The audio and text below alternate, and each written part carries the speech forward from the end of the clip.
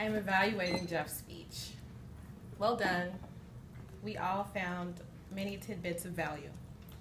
Your opening, you had me and the rest of us from Hello. You told us that the Boy Scouts motto is to always be prepared. And from there, we were all invested in your speech. Your purpose was to give all of us tips on how we can become world-class speakers. And you did that very well. I'd like to talk about your strong points. Number one, your pacing is great. Your delivery style is lovely. I always like that. And I also love the word lovely.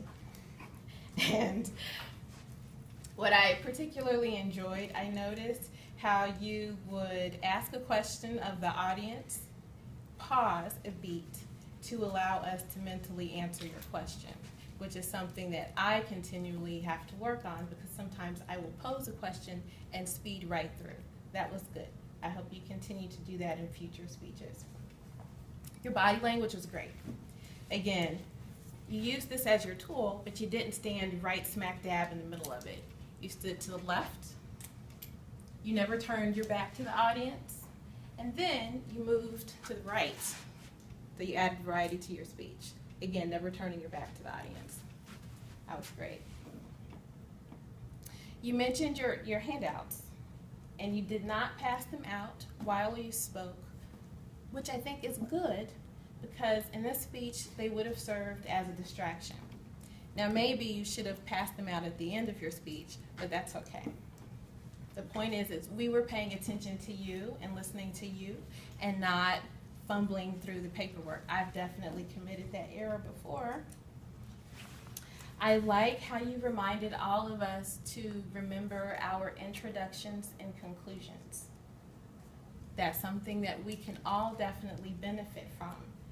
To step in front of a group of people and immediately connect with them when you speak as opposed to looking at your notes gets you that much further ahead. That's something that we can all stand to do when we speak. I can speak from experience about having a dry mouth and why it is important, if possible, maybe to have some water nearby. I remember I gave a speech when I was a contestant in the humorous speaking contest a few years ago. And I gave the speech in front of the club several different times. And one of the times I gave the speech, I was really thirsty and I didn't have any water, and I remember I had cotton mouth throughout the entire speech. It's really uncomfortable for you, the speaker, and the audience is wondering what's going on with you. That's a very important tip. Thank you for bringing that out. Okay, these are the things that I think you can improve on. The biggest no-no is you told us that you were not prepared, and you planted that suggestion.